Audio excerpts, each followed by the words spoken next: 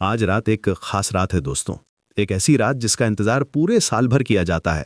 شب برات کی یہ مبارک رات جب آسمان سے رحمت کی بارش ہوتی ہے اور دھرتی پر اللہ کی مہربانی کا سایہ چھا جاتا ہے۔ اس رات کی خوشبو کچھ اور ہوتی ہے، ہوا میں برکت کا احساس ہوتا ہے، جیسے فرشتے آسمان سے اتر کر ہمارے بیچ آ گئے ہوں۔ یہ وہ رات ہے جب گناہوں کی بخشش کا سامان ملتا ہے اور خدا کی عبادت کا ارمان دل میں جگ اٹھتا ہے۔ اللہ کی رحمت کا اعلان ہوتا ہے اس پاون رات میں۔ شب برات کا مطلب ہی ہے برات کی رات، یعنی مکتی کی رات۔ اسلامی کیلنڈر کے مطابق شعبان مہینے کی 14ویں اور 15ویں رات کے بیچ آنے والی رات بہت خاص مانی جاتی ہے۔ کہا جاتا ہے کہ اس رات اللہ تعالیٰ اپنے بندوں پر خاص نظر رکھتے ہیں اور ان کی دعاؤں کو سنتے ہیں۔ یہ وہ رات ہے جب آسمان اور زمین کے بیچ ایک خاص طرح کا رشتہ بن جاتا ہے، جیسے دونوں مل کر ایک ہو گئے ہوں۔ بڑی رات ہے یہ، بڑی رات ہے، شب برات ہے یہ، شب برات ہے۔ اس رات کا مہتو اس لیے بھی بڑھ جاتا ہے کیونکہ مانا جاتا ہے کہ اس رات ہر انسان کا مقدر لکھا جاتا ہے۔ آنے والے سال میں کیا ہوگا، کیسی ہوگی زندگی، یہ سب کچھ اس رات طے ہوتا ہے۔ لوگ کہتے ہیں کہ اس رات لوح محفوظ پر ہر انسان کی تقدیر لکھی جاتی ہے۔ کھلا ہے درِ توبہ ہر ایک کے لیے، کرم والے میرے رب کی کیا بات ہے۔ یہ وہ رات ہے جب توبہ کا دروازہ سب کے لیے کھلا رہتا ہے، چاہے آپ نے کتنے بھی گناہ کیے ہوں، کتنی بھی غلطیاں کی ہوں۔ اگر آپ سچے دل سے توبہ کرتے ہیں تو اللہ آپ کو معاف کر دیتے ہیں۔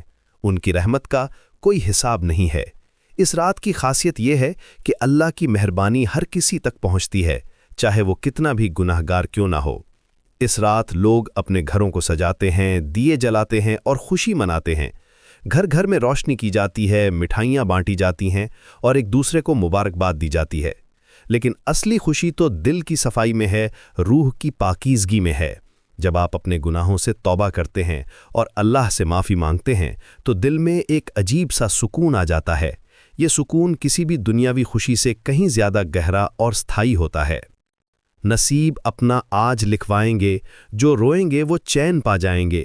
اس رات کی خاصیت یہ ہے کہ جو لوگ سچے دل سے روتے ہیں، اپنے گناہوں پر پچھتاتے ہیں اور اللہ سے دعا کرتے ہیں، انہیں چین ملتا ہے، ان کے دل کو سکون نصیب ہوتا ہے۔ یہ آنسو صرف غم کے نہیں ہوتے، بلکہ اللہ کے پیار میں بہنے والے آنسو ہوتے ہیں جو دل کو صاف کر دیتے ہیں۔ لکھے گا مقدر جو مولا میرا، وہی دن ہم آگے اب پائیں گے۔ اس رات کا ایک اور خاص پہلو یہ ہے کہ اس میں بھوشیہ کے لیے دعا کرنے کا بہت مہتو ہے۔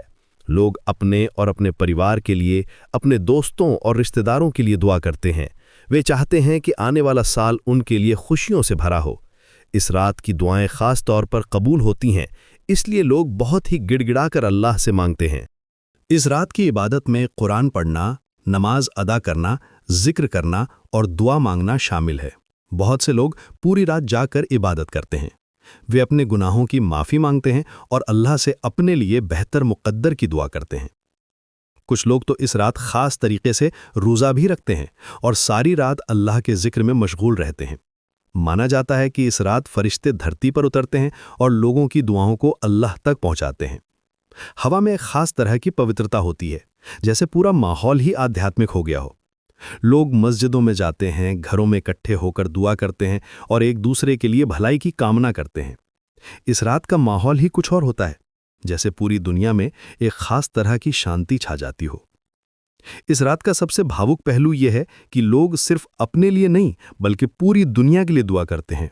دل سے دعا کریں گے، سب پر برکت ہو، ہر آنسو کو سکون اور روشنی کا ساتھ ہو۔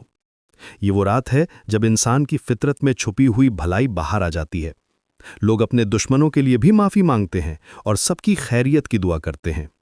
شب برات کی اس پاک رات میں رب کا نور سب پر ساتھ ہو۔ یہ دعا صرف مسلمانوں کے لیے نہیں بلکہ پوری انسانیت کے لیے ہے۔ اس رات کا سندیش یہ ہے کہ اللہ کی رحمت سب کے لیے ہے، ان کا پیار سب کو گھیرے رہتا ہے۔ اس رات ہم سب ایک ساتھ مل کر امن اور شانتی کی دعا کرتے ہیں۔ تو آئیے اس مبارک رات میں ہم سب مل کر دعا کریں کہ اللہ ہم سب کو معاف کرے، ہمارے گناہ بخشے اور آنے والے دنوں میں ہمیں خوشی اور سکون نصیب کرے۔ شب برات مبارک ہو آپ سبھی کو۔